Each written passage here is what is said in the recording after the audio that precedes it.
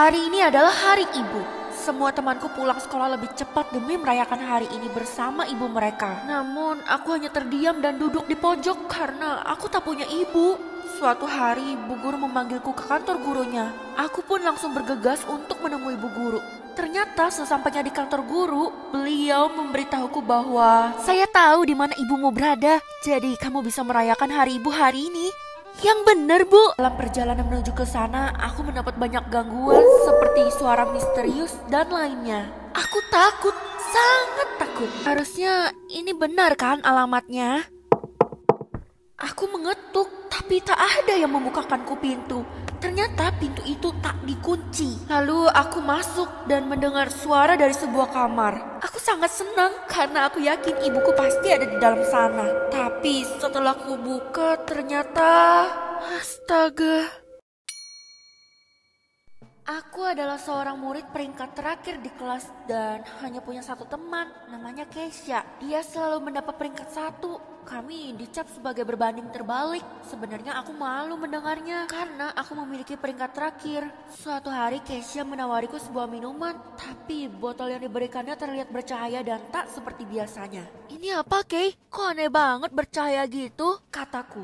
Keisha menjawab, kamu harus minum itu. Habis diminum, aku jamin kamu jadi orang yang paling bahagia. Di perjalanan pulang, aku mengamati botol itu hingga hampir menabrak mobil. Namun sesampainya di rumah, aku malah diusir sama mama. Kamu gak boleh masuk rumah ini kalau masih jadi peringkat terakhir. Bikin malu aja.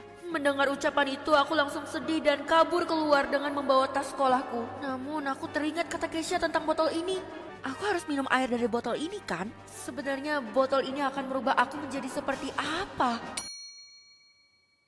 Namaku adalah Feli. Aku seorang kutu buku dan pendiam. Teman-teman menjauhi dan tidak ingin berteman denganku. Jadi pada saat istirahat tiba, aku selalu duduk di pojok sendirian dan membaca buku. Suatu hari aku bertemu dengan seorang nenek dan dia memberiku pensil yang sangat besar. Karena aku suka menulis, jadi aku terima saja tanpa pikir panjang. Pensil kayak gini mana bisa dipakai, kataku. Nenek itu pun pergi tanpa mengatakan sepatah kata apapun. Hari demi hari berganti. Aku tak pernah memakai pensil itu karena terlalu besar, jadi aku memasukkannya ke dalam lemari. Tapi aku mendengar suara di balik lemari itu. Gunakan aku. Kulihat sekitar tidak ada orang. Ternyata pensil itu yang berbicara. Aku langsung menulis menggunakan pensil itu untuk melihat apakah kekuatannya. Feli adalah anak yang manja.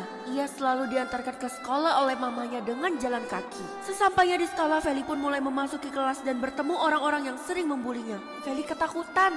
Tiara mengatakan, kamu harus jadi teman kita hari ini. Feli sangat terharu mendengarnya karena akhirnya dia punya teman lagi. Tiara dan Della membawa Feli ke suatu tempat. Feli terus bertanya, mereka hendak kemana? Namun Tiara dan Della tak menjawab. Kok berhenti? Kata Feli. Karena kita sudah sampai, kamu masuk duluan ya. Feli pun mulai masuk ke dalam gudang yang gelap gulita dan dingin itu. Tapi ternyata mereka mengunci Feli di dalam gudang itu. Ia berteriak minta tolong, tapi tak ada yang mendengarnya. Tiba-tiba Feli merasa tersambar petir dan tangannya mengeluarkan cahaya seperti ada kekuatan baru. Feli bertanya-tanya, kekuatan apakah yang didapat olehnya ini? Bisakah dia membalas dendam dengan kekuatan ini? Feli pun mulai menyusun rencananya. Aku adalah anak tunggal. Mama selalu menyuruhku untuk pergi ke sekolah sendirian. Sebenarnya aku agak takut karena jalan menuju ke sekolah sepi sekali. Setiap hari Mama selalu pulang larut malam yang membuatku jarang bertemu dengan Mama. Suatu hari aku mendapat laporan dari Pak Satpam. Ibumu terlihat mencurigakan. Beliau nggak pernah kerja dan selalu masuk ke ruangan itu. Aku pun kebingungan dan bertanya, berapa lama dia di sana? Pak Satpam menjawab, Dari pagi sampai larut malam. Aku pun terkejut, itu artinya Mama seharian di sana. Apa yang dia lakukan selama itu? Saat malam tiba dan Mama pulang, dia terlihat lelah dan ini saatnya untuk aku melihat ruangan yang dimaksud Pak Satpam itu kan? Aku mengendap sangat pelan dan saat ku buka pintunya, kulihat banyak sekali bayi. Aku langsung lemas. Bayi-bayi siapa ini? Tiba-tiba Mama muncul di belakangku. Kamu pasti bertanya-tanya kan, bayi-bayi itu sebenarnya...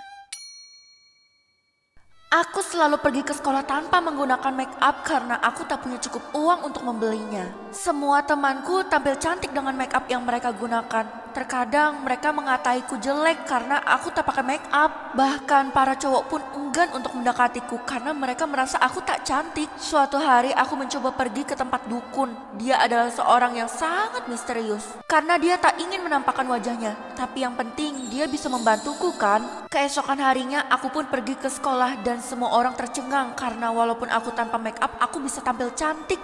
Inilah yang dinamakan cantik natural. Aku menjadi sangat senang karena dihargai dan dipuji semua orang. Tapi aku malah dipanggil Bu Guru. Beliau memintaku untuk menghapus riasan di wajahku. Aku heran karena aku tuh gak pakai make up, Bu. Jadi gak ada yang perlu dihapus, kataku. Guru menjawab, air di kapas itu bukan air biasa, melainkan bisa tahu kebusukanmu jika kecantikanmu palsu. Dan ketika ku pakai kapas itu,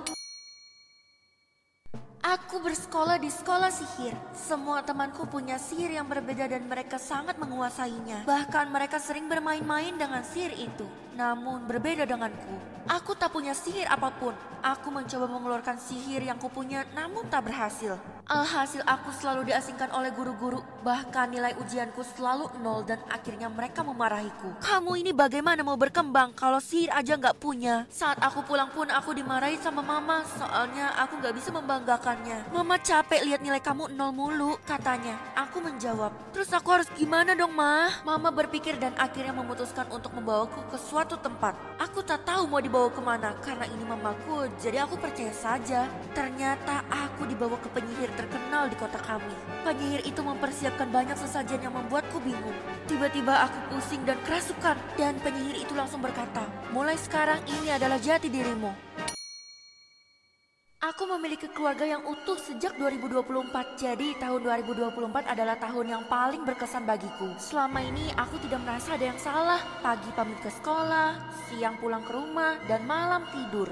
Mama selalu bilang, kamu harus tidur sebelum jam 9 malam. Aku pun sebenarnya mulai bertanya-tanya karena sudah 1 tahun ini aku tak bergadang. Padahal film favoritku tayangnya di malam hari, jadi aku tak bisa menontonnya. Suatu hari aku pura-pura tidur dan ketika mama lengah, aku segera menyalakan TV. Seru sekali begadang pertama kali di tahun 2025ku. Tapi tiba-tiba aku mendengar suara hewan dari luar, padahal aku tak pernah memelihara hewan apapun.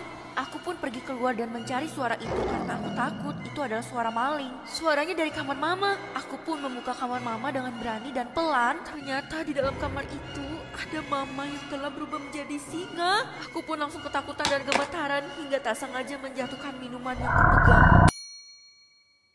Aku adalah Feli, seorang anak tunggal dan aku memiliki seorang pacar yang kukenal di sekolah. Kami sudah berpacaran sejak tahun 2024 yang mana jadi tahun favorit bagi kami. Dulunya kami adalah sahabat yang kemana-mana selalu bersama. Tapi belakangan ini dia agak berubah.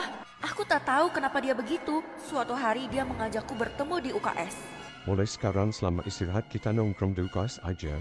Sebenarnya aku agak heran, tapi aku ikuti saja karena aku tak mau dia marah. Hari berganti demi hari. Di UKS kali ini dia agak beda karena sepertinya dia mabuk karena minum. Harusnya ini gak boleh terjadi. Jujur, sebenarnya aku udah mau ngelakuin ini dari dulu, tapi selalu gagal. Aku yang polos dan lugu pun mengikuti maunya Dion. Suatu hari aku merasa sangat mual dan Kesha dengan panik memberiku test pack. Karena ternyata dia melihat kejadian di hari itu. Dan ketika aku coba memakai test pack itu, hasilnya positif. Aku pun panik. Tapi Kesha dengan tenang tetap membawaku ke dokter. Kebetulan dokternya adalah mamanya Kesha. Tapi dokter itu sangat terkejut ketika melihat isi perutku. Ini bukan manusia. Apa?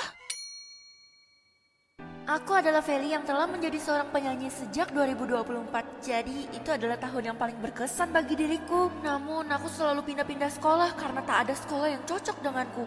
Aku harap ini menjadi pindahan sekolah terakhirku karena aku benar-benar capek sekali. Sesampainya di sekolah, aku disambut dengan meriah oleh bu guru. Bahkan dia memberiku bunga. Aku sangat senang memiliki teman-teman yang ramah dan mereka juga memberiku hadiah. Bahkan ada yang memberiku uang banyak. Aku sangat menikmati berada di sekolah ini karena berbeda dengan sekolahku yang sebelumnya. Namun aku malah bertemu dengan seorang murid yang memperingatkanku.